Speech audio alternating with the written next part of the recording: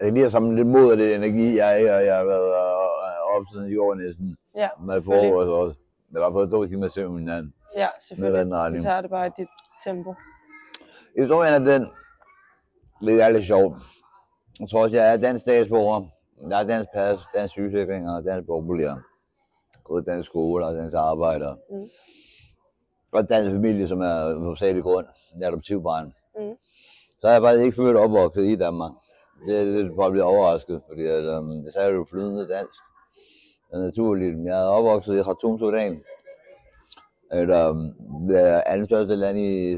Det ligger i Afrika, men det var det andet største land i Mellemøsten efter Algeriet. Det ligger lige syd for Egypten og lige vest for Etiopien. Men Etiopien, det er det, jeg faktisk er. Jeg er etiopisk opstrømning. Der er så hovedgrupper i Etiopien. Der er det, der hedder Amhara, ligesom den kristne halvdel. Men jeg har aldrig mødt en sudaneser eller etiopier i Danmark, hvor jeg tror, jeg har boet her i 30 år. Okay, vildt. Måske tops 1 af hver, som jeg kun havde sådan en brief lille hej og farvel samtale med. Jeg tror, jeg har været meget, ikke privilegeret, heldig. Heldig, at jeg fik lov til at komme til Danmark. Det var faktisk usædvanligt, at folk var, fordi Sudan er et stort stemplet terrorstat, og Etiopien er rødt stemplet, rødt kort, altså i kommuniststat. Så det er ikke altid, de får lov til at forlade deres hjem. Det er kun de heldige, der får lov nogle gange. Hvornår var det, du kom til Danmark? Jeg kom, da jeg var 11, så det var heller ikke for sent. Nej.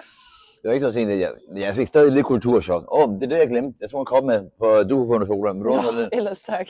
Men tusind tak, det var sødt af dig. Jeg får noget endnu pleje. Ja, så det var lidt sent. Så jeg fik stadig lidt kulturschok, da jeg kom til Danmark. Og på den måde, folk lige snakkede til hinanden i skolen så frit. Jeg var sådan chokeret over, hvor frit der var.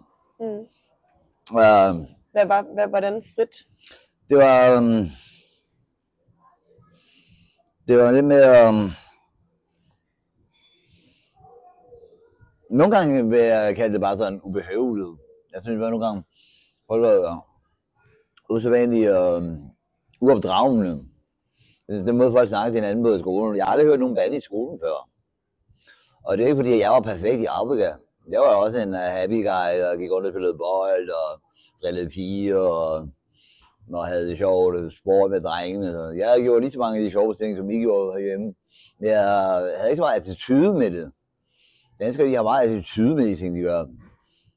Det tror jeg, nogle af Danmark undervurderer, hvor meget snært af nationalisme I har i Danmark. Det er også fordi, at Danmark er så godt et land. Det er det, der er problemet. Danmark er så godt et land. Jeg har også hørt i The Economist Christmas Special, hvor de snakker om, og det er det, der irriterer mig lidt nogle gange ved Danmark. Den eneste gang, for at snakke om Danmark, tager racismen al opmærksomheden. Det hele skal handle om jer og jeres kanelsnegl på ældrehjemmet, mens I spiller bingo. Og, altså, det tager al opmærksomheden. Så folk på Economist snakker om det store integrationsproblem i Danmark.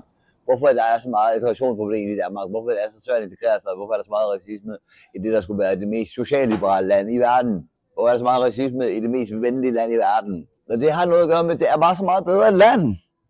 Det er bare så meget mere luksus. I er så meget mere foran. Jeg tror nogle gange, at Europa undervurderer for meget. Ikke i alle felter. Ikke alle felter, for vi er alle som mennesker. Vi er som kød og blod, ikke? Vi er som født en dag, vi er som dør en dag. Vi er ikke så anderledes, som vi tror. Men der er nogle kulturelle hvor nogle gange det er også derfor i Black Lives Matter bruger det der udtryk, det nye udtryk, white privilege. Det betyder, at du har det så meget bedre fra fødsel, end hvad jeg har. Du kan gøre så mange mere ting, end du har lyst til, end jeg har. Du kommer til at tjene så mange flere penge. Jeg er nogen, der kommer til at du kan rejse, hvor du vil. Du kan spise, hvad du vil. Du kan klæde dig, som du vil. Du kan læse, hvad du vil. Du kan gøre lige, hvad du vil i Danmark. Det er white privilege. The green card, no matter what you want to do. Og vi får så meget mere lukket døren i ansigtet. Og vi ved ikke, we are not welcome her. Vi må ikke engang gå på samme toiletter, som jeg før 50 år siden. Altså, og jeg voksede op i Sudan. Der var ikke engang telefon. Jeg har aldrig brugt telefon i min barndom. Så nu har jeg prøvet at lave et opkald hele min 11 år i Afrika, og det gik igennem til min bedste ven, Mohammed Abdel. Jeg var også egentlig privilegeret i Sudan, men jeg var egentlig, det fordi jeg var heldig. Jeg voksede med en araber, det var heller ikke min kultur, så jeg prøvede det der med at være en outsider i den arabiske verden, outsider i den danske verden. Nå ja, jo, for eksempel, du havde en generator i haven, altså der var ikke normalt at have elektricitet, hvis du havde tændt et lys i dit køkken, så skulle der ikke en generator motor i haven, altså, fordi stadigvæk virkede ikke. Altså, der er ikke noget, der hed fjernsyn, der var moskébøn, så var der afrikansk fodbold, og så var der de tyrkiske sæbeopera, hvor Salsala en gang om måneden, hvis der var i national fjernsyn. Det var så heldig. Så kom der en tegneserie, der handlede om en japansk fodboldspiller, der hed Captain Magic, en gang om året oversat til arabisk. Og du var heldig, hvis du fangede det. Og det mener jeg, det var en gang om året. Jeg tror, jeg nu har set 3 gange på 10 år. Ja, okay. Det var det, der var. Ja. Vi havde... Ja, hele skolen, jeg gik i, blev folk syge af at drikke af kafeteriavandet, og der var ikke engang lokummer, der virkede, og det hele af skolen skulle nu nedrives og bygges op igen, bare for at være til forladelige at have mennesker gående rundt der uden at blive syge. Og det var en rigtig privat skole i landet, altså for englænder. Det er lidt dyrere end den amerikanske, og den var så elendig, at den blev nødt til at rive hele lortet ned og bygge det op igen, for det var tilladelse for at mennesker gående rundt der. Så fattig var Afrika bare for 40 år siden. Nå, hvor kom vi fra? Ja, det var bare en review. Kan vi holde en lille rygepause? Du må gerne ryge imens, hvis du vil. Ja, jeg skal bare lige finde en cigaret først. Nå, for fanden. Jamen, det kan vi godt. På, at jeg lige kunne ja, selvfølgelig. Jeg pauser den lige så. Ja. Okay, hvor kommer vi så? Ja, men vi kom til, at du flytter så til Danmark. Ja, det er min lov. Da du er 11, ikke? Ja. Bliver du adopteret? Ja, jeg blev adopteret. Jeg boede med min dags familie i Afrika, før jeg kom til Danmark. Okay. Det var fordi, de var usektionerede. Og hvad laver du så, da du kommer til Danmark? Så, ja. Det startede godt. Jeg fik det bedste karakter i klassen det første år, jeg kom. Og det var underligt, fordi det er også det, jeg prøvede at sige. Jeg havde faktisk en lykkelig barndom. Det var en lille twist, jeg vil lige komme til min historie. Jeg havde en lykkelig barndom i Afrika, trods hvor fattig jeg var. Men så blev jeg ulykkelig, da jeg kom til Danmark, trods det var her, hvor folk var lykkelige. Fordi jeg følte mig som en outsider. Jeg følte mig ikke velkommen. Jeg var måske også kommet lidt for høj i, lidt for meget toppen af formen, lidt for hurtigt. Og bunden af slummen. Det gik måske lidt for stærkt. Okay. Det gik lidt for stærkt fra bunden af slummen til toppen af formen. Og så passede jeg ikke rigtig ind. Jeg fik en bedste karakter i klassen det første år, jeg var der. Da jeg kom til Danmark, tror jeg, jeg har aldrig boet i Danmark i et år før i mit liv. Du kan få Wonderboy af min lærer og alt muligt pænt lort. Og jeg tænkte, hvor ved du, going good. Det gik lidt for godt til at være sandt. Okay. Og så kom bagsiden af medaljen. Det sociale igen. Så blev det mobbet. Og jeg fandt ud af, at selvom jeg var populær i Afrika, selvom det var nogle gange, jeg godt kunne være lidt barnlig flabet. Alle børn kan være lidt flabet nogle gange. Selvom jeg kunne være lidt... Den måde folk var over for mig, det var sådan en åben krig. Altså, det var sådan, fra hvordan tøj jeg gik i, til hvordan jeg snakkede. De synes, jeg snakkede lidt for jysk, fordi min danske familie, de var fra Jylland af. Og de synes, at jeg var lidt for meget krøllet hår. Altså, det var før jeg besluttede mig for at blive skaldet, og jeg havde bare sådan nogle babykrøller. Og de synes, at jeg hørte det forkerte musik. Jeg var interesseret i at lære det nye rapmusik at kende, det amerikanske kultur, og jeg vil gerne lære vestlig kultur at kende. Det har jeg jo aldrig hørt i Afrika. Det har jeg aldrig hørt. Jeg har hørt lidt af svensk og absolut. Nu var jeg også ved at blive voksen, ikke? Nu var det en ny tid. Nu havde jeg lov til at høre, hvad jeg gerne ville høre. Nu var det ikke bare Absolute Music CD'er fra Sverige med Ace of Base, jeg skulle lytte til. Jeg blev mobbet, fordi jeg begyndte at gå i hiphop-tøj. Og så når jeg ikke gik i hiphop-tøj, når jeg gik i skoledrengtøj, så noget ægte nørdeafrikaner-tøj, så blev jeg også mobbet for det. Så lige var jeg gjorde det ene eller det andet, så gjorde jeg det altid galt. Altså, jeg var aldrig god nok i midten. Og hvis jeg prøvede at efterligne for meget dansker, så var for meget efterligning af dansker, så var jeg for hvid. Og hvis jeg gik i sort tøj, så var jeg for sort. Eller... Det var ikke så godt. Og det synes jeg bare også sådan lidt med min familie. Hvis jeg prøvede at være sammen med min hvide familie, så var jeg for sort til dem. Og hvis jeg prøvede at passe ind med min sorte familie, så var jeg for hvid til dem. Men det kunne min sorte familie ikke give mig skylden for. Det er også nogle gange, da jeg så endelig senere, det kommer jeg til senere. Det er også noget, jeg opdager senere, da jeg prøver at tage tilbage til min sorte familie som voksen, der 30-årig. Og det er der, jeg blev junkie. Det er der, jeg blev sindssygt. Da jeg prøver at finde min sorte familie igen. Det var tilbage til min barndom, da jeg var 30. For det gik så meget galt. Det, der var så godt, da jeg var 10 år gammel, det var så meget forkert, da jeg var 30. Det var jeg blevet for vidt til dem nu. Nu er jeg for stor til min hvide familie, og for vidt til min sorte familie. Jeg snakker ikke arabisk, jeg tykkede ikke hard, jeg så ikke tyrkisk sæbeopera, jeg gik ikke til moskébøn, og jeg kunne godt lide at drikke alkohol, og jeg kunne godt lide afrikanermusik, og så nogle gange var jeg også afrikaner, for nogle gange, de var jo arabiske afrikanere, de var ikke afrikanere, så det skulle ikke være arab-afrikaner, det var ikke nok med bare at være afrikaner, det skulle være arabisk afrikaner, det skulle være sharia-stat-afrikaner, det skulle være sådan et skridt længere muslim til Somalia, men hvad skulle jeg gøre det, jeg er Etiopien, der starter af med spørgsmål af med alle de her krav, hvad fanden vil I have fra mig, jeg kan ikke være. Men det er også nogle gange det, jeg har 3 tatoveringer, en fra min arabiske barndom, en fra min afrikanske baggrund, og en fra min danske familie. Det er 3 verdener, jeg arbejder sammen med, og det er det, der altid har været. Det er sådan, at det også i Isegade. Det er det, der nu har været mit talent. Jeg kan få de her 3 verdener til at forstå hinanden og kommunikere hinanden, der hvor I misforstår hinanden, hvor konflikter de opstår, ligesom sådan en mellemmand. Men det er også det, der kan være min død, at jeg ikke kan få de her 3 verdener til at forstå hinanden, og de er så forskellige, de kan ikke harmonisere. Så det er min gift og min curse.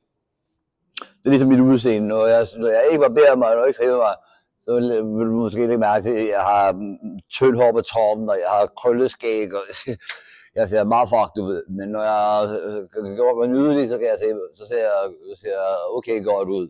Trods det, jeg mangler en tand, som jeg har stået på skud. Og så, ja, det var det, jeg gav op til sidst. Og det var også derfor, jeg så bagsiden af min danske familie. De var også lidt two-face. Når de var sammen med afrikanere, så spillede de meget ned med en føde. Men når de kom til Danmark, fordi de har tjent mange penge på at være nede med en føde, fordi de levede skattefrit i Afrika, de var så glade i Afrika. De prøvede lidt at sige før, jeg fik ikke sagt, det der var mit held, det var min fars boller, hvor modig han var. Altså, det var jeg så snart grimt der, det var ikke meningen. Min far, han var en lille bunderøv, han var fra Nordjylland, han var fra Aalborg. Han hed Palle, det gamle danske ord, der hedder polak. Han var rigtig nordjyde, men han var ikke særlig sofistikeret, han var ikke særlig boglig, og han blev overhovedet ikke kunne snakke, ligesom jeg gør nu, selvom jeg er junkie. Det har han så ikke forstand på, han er en meget simpel mand. Men han kunne bygge et hus til min mor, da han lå sin døde senge på hospitalet, før han gik bort, så det kunne han godt. Men han kunne ikke læse Anders Sand bog, uden at blive forvirret. Men han havde et talent, der hed mod. Han var modig nok til at tage til Afrika, det er egentlig fattige lande i Afrika, farlige lande i Afrika som Sudan, som var sortstemte terroriststat, hvor man ikke kan rejse til USA fra, fordi de stemte terroristerne sådan alle sammen, ikke? Det havde han modet til at rejse til det land, før der overhovedet var nogle ambassade, før der var noget backup, nogen der kunne passe på dig. Du var bare en alene det farligste land i verden, for at lave humanitært arbejde, for at hjælpe med at bygge elektricitet, skabe elektricitet i den del af verden. Fordi han var så modig, så fik han lov til at leve skattefrit, og tjene så mange penge på det, for der var ikke nogen, der gad det. Et land, hvor man ikke må noget, og også fordi han var lidt heldig, fordi han blev tidligt gift. Man skulle også helst være gift. Det er en anden historie, vi kommer ikke så meget ind på lige nu. Men min sorte familie var tjenestefolk på min hvide familie. Okay. Det er noget, tjenestefolk er stadig normalt i Mellemøsten. Okay. Det er så fattige af folk. Okay. Folk stempler det som et slaverijob i Amerika, det er forbudt. Det er slaveri, men det er stadig normalt i Mellemøsten, fordi det er ikke andre muligheder for at arbejde. Og nogle gange de passer godt på dem, men de bliver behandlet godt. De bliver ikke behandlet som dårligt. De er tjenestefolk, de er slaver, men de bliver behandlet godt. Okay. Nogle af dem. Altså, de får lov til at få et sted at bo. Ja. Jeg bor under samme tag, jeg bor også hos dem.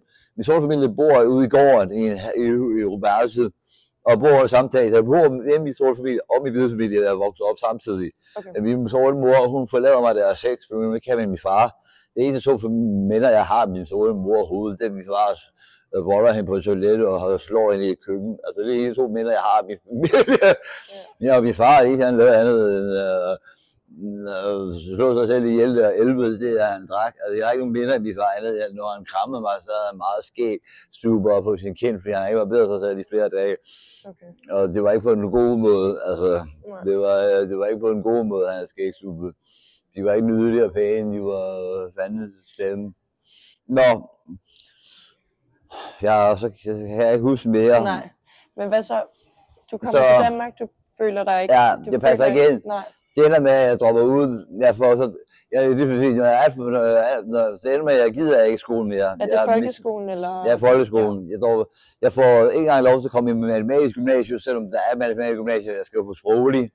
De har samtaler allerede i folkeskolen, om jeg overhovedet gider gymnasiet, eller skulle overhovedet gennemføre 9. klasse.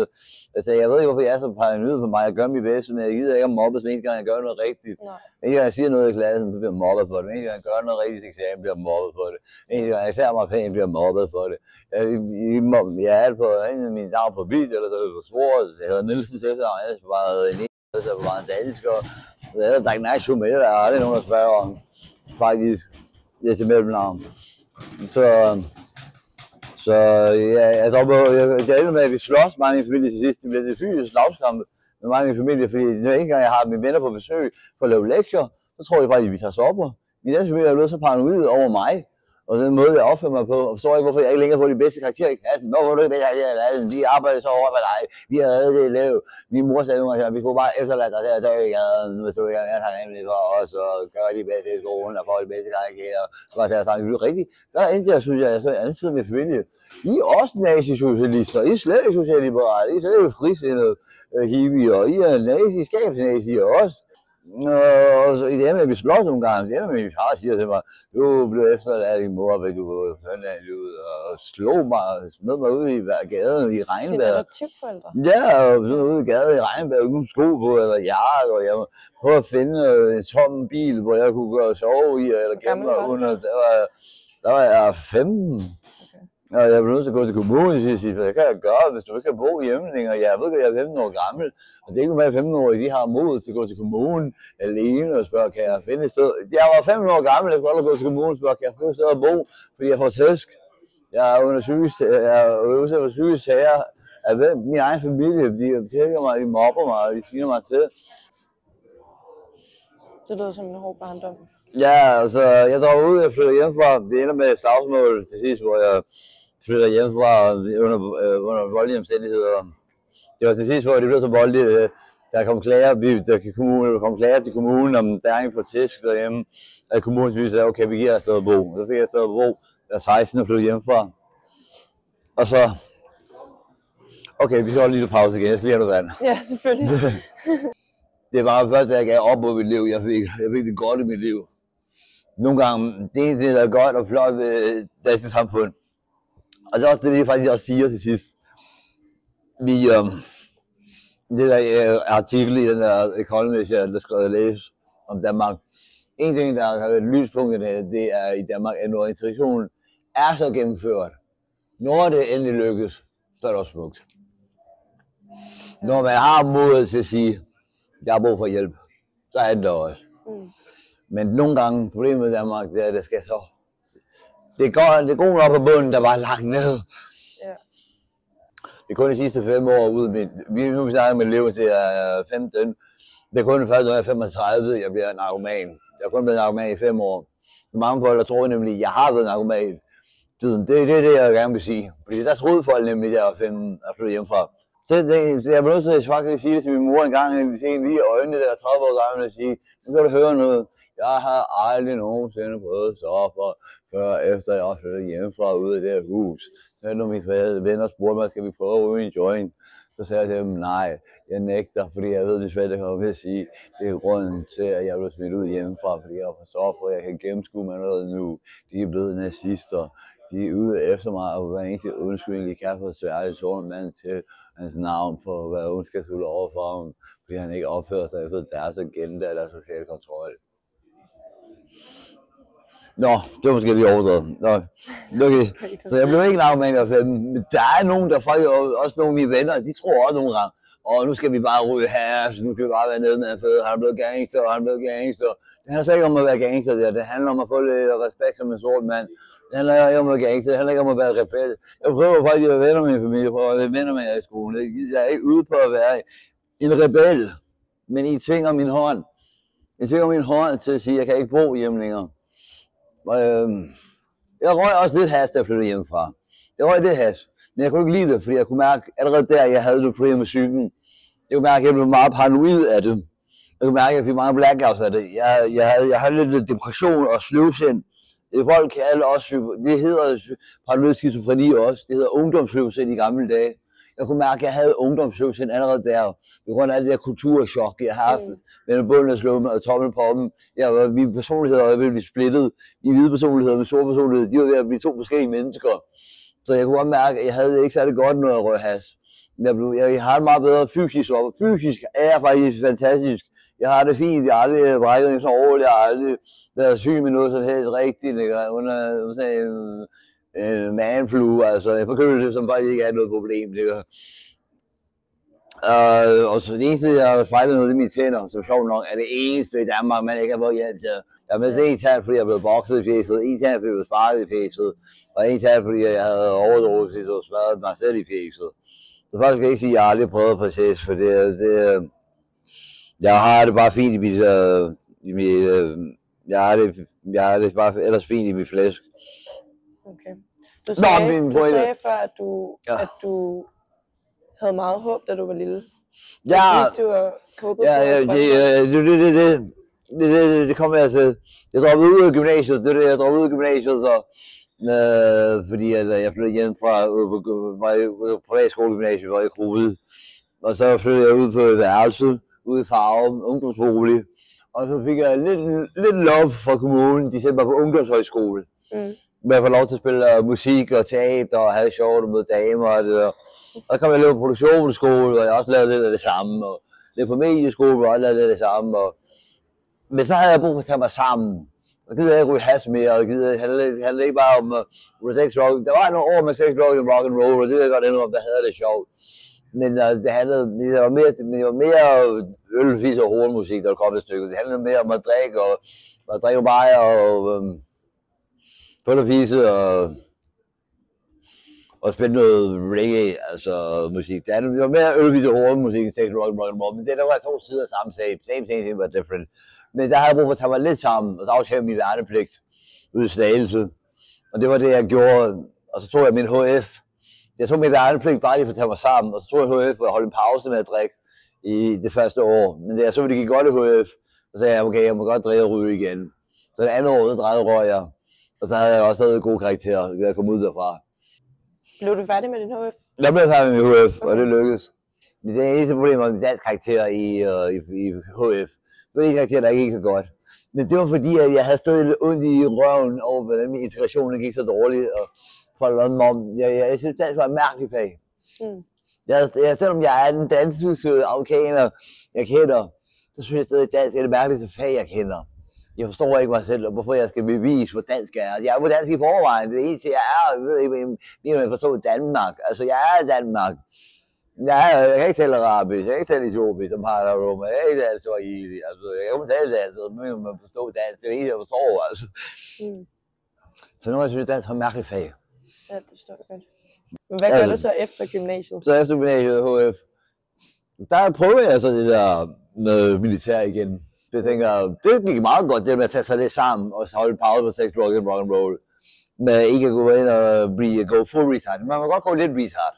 Man skal bare ikke gå full retard. Det må gerne være fest i weekender, men man skal ikke gå hen og blive narkoman, når man er 15. Jeg blev ikke narkoman, da jeg var 15. Jeg kunne bare feste med damer, og er det sjovt at spille musik. Jeg blev ikke narkoman, jeg havde det bare sjovt. Man må godt have lidt retard, man må bare ikke gå full retard. Jeg går først full retard, da jeg bliver 35, ikke da jeg er 15. Så er jeg bare lige på årets fest og farver, og så går jeg i gymnasiet og består fint. Og så tænker jeg, det der med at tage sig sammen med militæret, det var meget god ting. Måske vil jeg lige prøve det igen. Jeg klarede ikke så godt min værnepligt, så godt igen. Men jeg tog mig sammen, det lærte mig at tage mig lidt sammen, og skulle holde op med at holde lidt igen med alkoholen. Jeg har sagt dem, når de spurgte mig, om jeg ville udsendes, jeg har sagt dem, det er kun, hvis jeg må gøre lov til at blive officer bagefter. Og jeg sagde, den deal kan vi ikke lave med dig. Jeg sagde, jeg gør det kun, hvis jeg gør det resten af mit liv der som militærpæs. Jeg gør det ikke kun bare for en udsendelse. Jeg gider ikke missionbums. Jeg gider ikke være lejesoldat. Jeg gider ikke bare udsendes i et halvt år, og så bare for at få en lejlighed, og så glemme alt, hvad jeg har gjort. Jeg vil kun gøre det, hvis jeg gør det for at redde verden, ikke for at dræbe verden. Men det kunne de bare ikke lave med mig, så jeg okay, så glemte det. Hvis jeg ikke gør det hele hjertet, så gør jeg det ikke. Jeg gør det ikke med koldfødder. Hvis jeg får koldfødder nu, så skal jeg ikke gøre det. Så droppede jeg ud. Det er også fordi, jeg blev lidt for dogmatisk, så sov jeg for længe, og så stadig også. Hvis du sover ikke engang, det er så svært at fyre ved dig. Jeg fyrer mig selv, jeg gider ikke arbejde i dag. Så det var det eneste, jeg fejlede. Jeg prøvede at sprogofficer, det var det første, jeg ville. Det droppede jeg så. Det er det første forsøg på at prøve en uddannelse. Det andet forsøg, det er, når jeg så tilbage til London for med min mor læse for øs. Nu har vi taget til 20. Kan vi holde en pause nu? Ja. Vil du have, at vi fortsætter en anden dag i stedet? Ja, skal vi tage den til den anden dag? Ja. Så har vi taget til 20, 24, 25. Ja. Så har vi anden halvdel med livet senere. Kan vi sagtens. Jeg stopper den lige hurtigt så. Ja.